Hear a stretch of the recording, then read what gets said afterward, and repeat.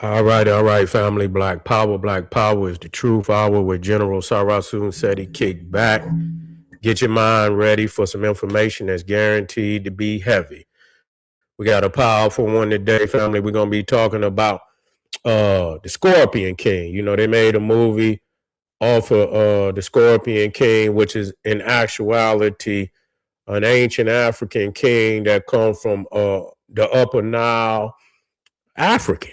You see, and they have taken this and made it into a mythological story. But family, we got a heavy blueprint to break down to you so you can get the truth of who the Scorpion King is and how relevant this is. This is relevant information. You see, this is relevant information. Let me tighten this up real quick. Matter of fact, let me shut this down. Let me shut this down. Bingo. Okay, here we is. Make sure because the computer moving a little slow. All right. Now, we got some visuals that's gonna help us break this down. Now, Scorpion is actually it was two Scorpion Kings.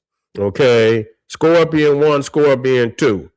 And these kings actually ruled before Narma, who is considered the first king of unified Egypt. Okay, the first king of unified Egypt. And so this is a pre-dynastic king. So what's crazy about the history of ancient Egypt, ancient Kemet, is not only do they have documentation of the earliest kings and queens of ancient Egypt, but even the pre-dynastic kings, okay, and queens. They have even evidence of the pre-dynastic kings and queens. And this is very significant. And so Scorpion is one of those pre-dynastic kings. And now what's very significant is that we have this particular it's a mace head. This, it's a mace head. Let me get it up here for you. And it's a ceremonial mace head. If you're familiar with the pharaohs, when they in the striking or the smiting of the enemy, you'll see a mace. And it's like it's a nice size ball on the top of it. It's for smashing the head. You see, it might be the size of a small coconut or something, and it's on the end a stick. You know what I'm saying? That you can wail like a mace, and it is made strictly for cracking bones. So whether it hit you in the head, hit you on something, it's gonna crack. And so this particular city in the Upper Nile, it's called Nikan, or for those who, into Egyptology or whatever, it's called Hyrcanopolis. And so they found this is very significant, family. The one thing about ancient Egypt is that it's so heavy in actual fact. You see, it's so heavy in documentation that there's some proof of this particular. They wouldn't even know of this king unless, of course, there was some evidence left over. And so here it is. We had this mace, and so where they found this mace head of the Scorpion King is also where they found the Narma's palette, also the Narma's mace head. So it was a lot of early ancient Egyptian documentation that was found in Nikan. Now I'm gonna give you we're gonna give you a map. Matter of fact, before I tap off into that maze head. Now, if you see here, you see a map. You see Hyrcanopolis. Now, if you look, it's almost dead center, and you look up under Hyrcanopolis, Black Power in the house. If you look up under Hyrcanopolis, you will see Nikan, Horus. You see Horus, and then so this is the city where the earliest pre-dynastic kings of Egypt came from. You also had some that came from the Quata. And so if you look up just a little further, you see Nupt, which is Set. Okay, so Set was also connected with gold. So these were two of the earliest capitals of Upper Egypt. You see Naquata, Nupt, the city of gold, sacred to Set, and then you have Hyrcanopolis, which is sacred to Horus. So we have the two scorpion kings. You have Narma, you have Hor-Aha, and you have Jir. I think the earliest 5 kings of Egypt came from Hyrcanopolis, came from Nika. Now I'm gonna show you a map so you can see how far deep south that is. Okay, now I'm gonna blow it up. Now you looking at this is showing you the lower Egypt and upper Egypt. You see lower Egypt because you see the red crown, and then you see upper Egypt where you see the white crown. And so if you look, down, just a little bit below the white crown, you see, and I'm going to blow it up for you so you can see up close. You see, I just want you to see the length. And so where you see Abydos, and then right beneath Abydos is Nikan. So you see the first cataract. Then you see Nubia. So you know that these kings came from Nubia. You see, this is the first, and see, this is necessary because somehow people are like they don't know where the earliest kings came from. When people get to talking about Mesopotamia, some say that the Mesopotamia founded Egypt. You see, that's what they try to say, and they say that because Abraham, Muhammad, the 3 Western religions of Islam, Judaism, and Christianity, that the father of those Abrahamic religions, Abraham, came out of Mesopotamia, supposedly. And so they always try to usurp Egypt with Mesopotamia, even though Mesopotamia, the technology of Mesopotamia was weak compared to Egypt. Let's just be real about it. You see, it's just weak, and even though that's our people, I don't see how nobody with 2 eyeballs can confuse the greatness of ancient Egypt and compare it to Mesopotamia, who never even developed stone structures. You see, they built with mud brick. They never developed a ziggurat made out of stone.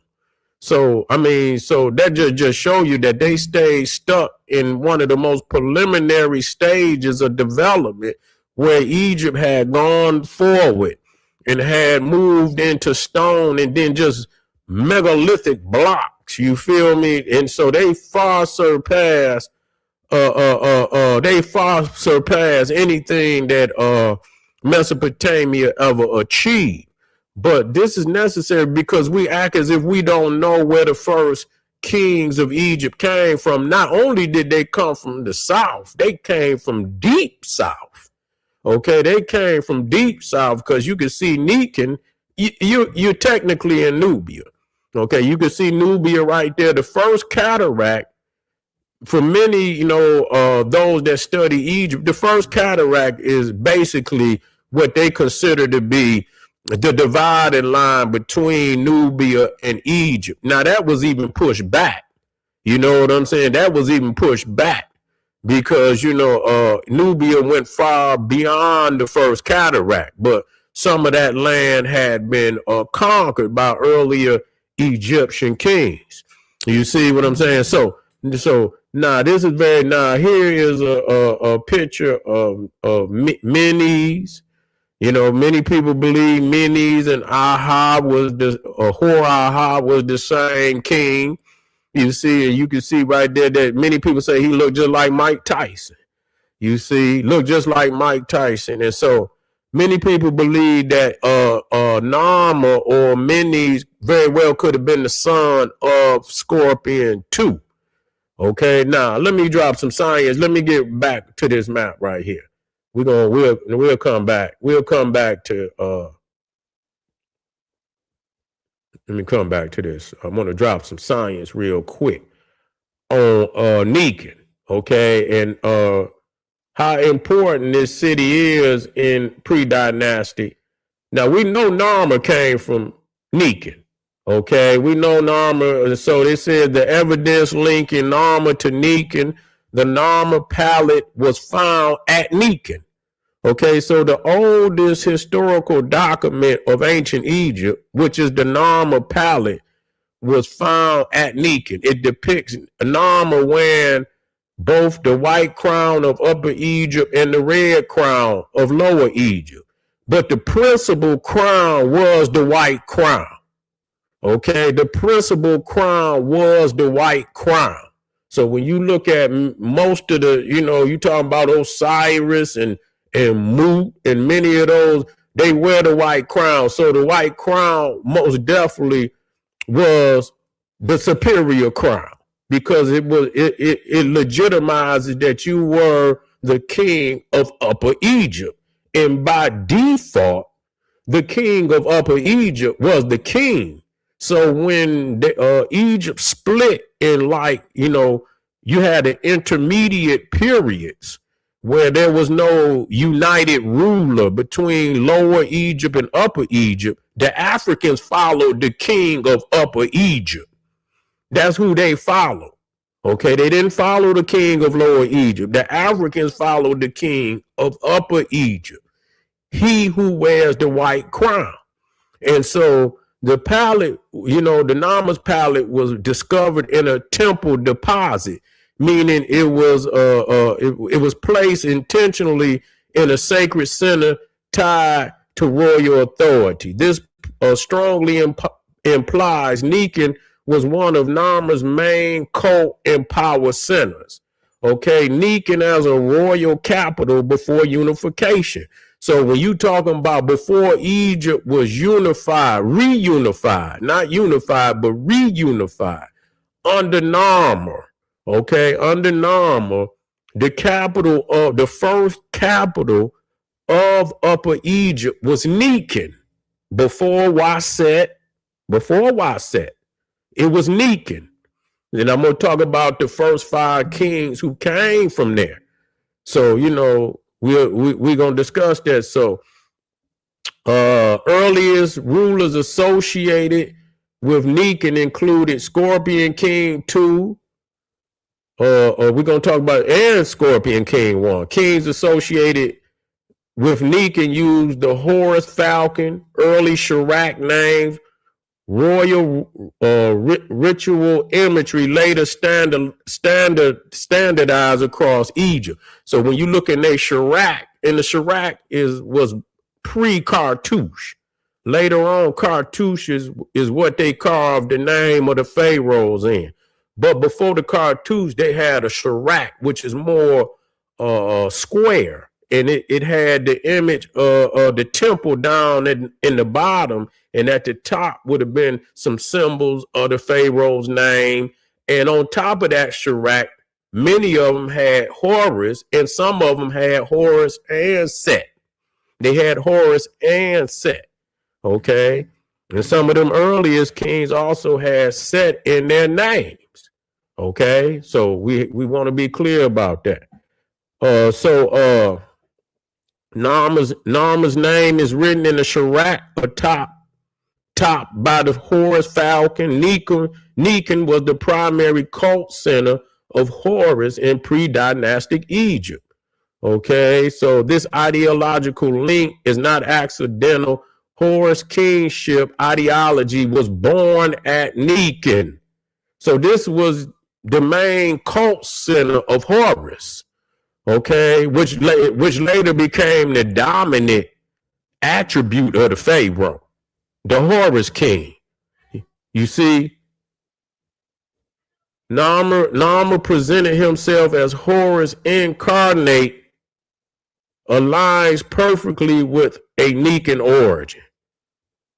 Okay, so burial evidence. So Narma's tomb is at Abydos, okay, not Nikan. So that right there don't make a difference. You see, this does not weaken the Nikan link. Earlier kings often ruled from one center and were buried at another. So Narma was buried at Abydos, which is not that far.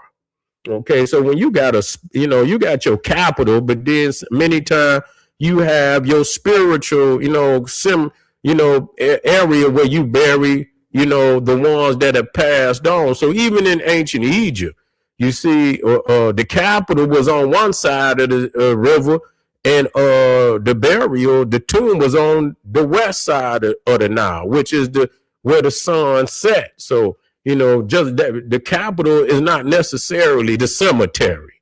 So he ruled from Nikan, and he was buried at Abydos. Okay, at Abydos. Now let's look at something. We're gonna look at what kings were associated. Now, okay, so they say dynasty 0, pre-dynastic rulers from Nikan.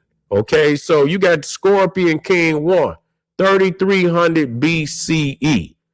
Okay, that's Scorpion King 1. That's not the most famous one, though. Scorpion King 2 is the most famous of the Scorpion King. That's the one that they took and made the movie out of. Okay, one of the earliest named rulers in Egypt, known from scorpion glyphs and early inscriptions. Let me put that one in there. I want to keep that Nikan in there because I want y'all to be clear on where this is coming from. You see, likely ruled part of Upper Egypt, often seen as a early Nikan associated chieftain king.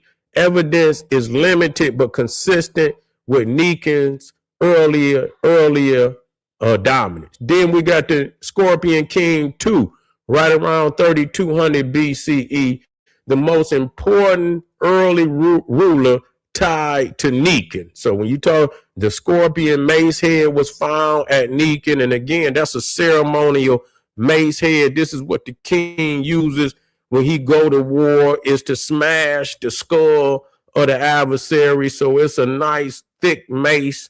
You see the swing that's going to, do major damage. And so the fact that here it is, when you talk about most cultures in the ancient world, you are not going to find nowhere. I don't care if it's Greece. I don't care if it's Rome. I don't care if it's China. I don't care what civilization it is. Rarely, if at all, will you find evidence of the earliest kings and queens of that society.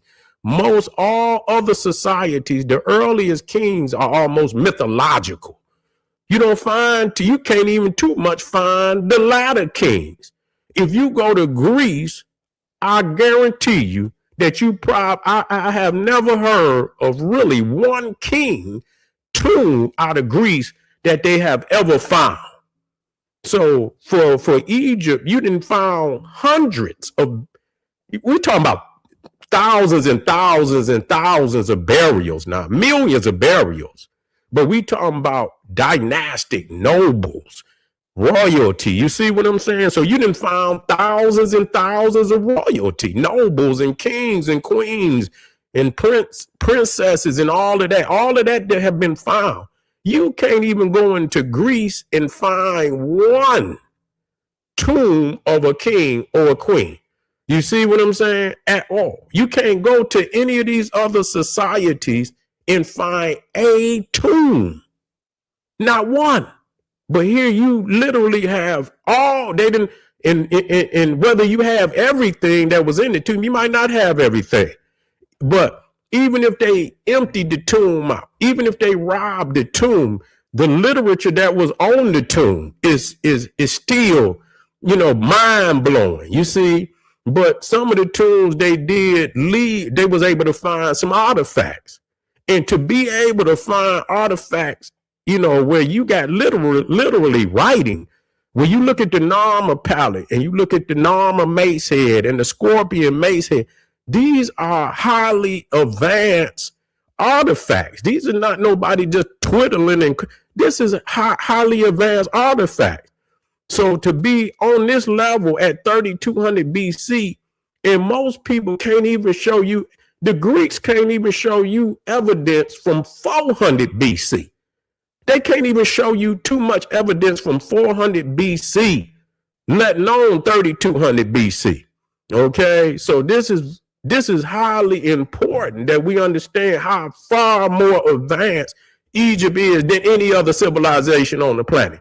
You see, Egypt does not need literature to verify its existence because it has so many artifacts. It has so many tombs where most other people, if you don't have the literature to say that they was here, you wouldn't have no evidence that they even existed. In which they have, the literature alone doesn't prove that they existed, but most of these other cultures are book cultures, meaning that they don't have heavy evidence to prove that they was here. So they have to have volumes and volumes of literature and people talking all the time, like the Bible. You would never know about David. There's nothing David left, Solomon left, nothing that, any of these Noah left. So if you are not preaching about these individuals, how would you know? Because they don't have no evidence.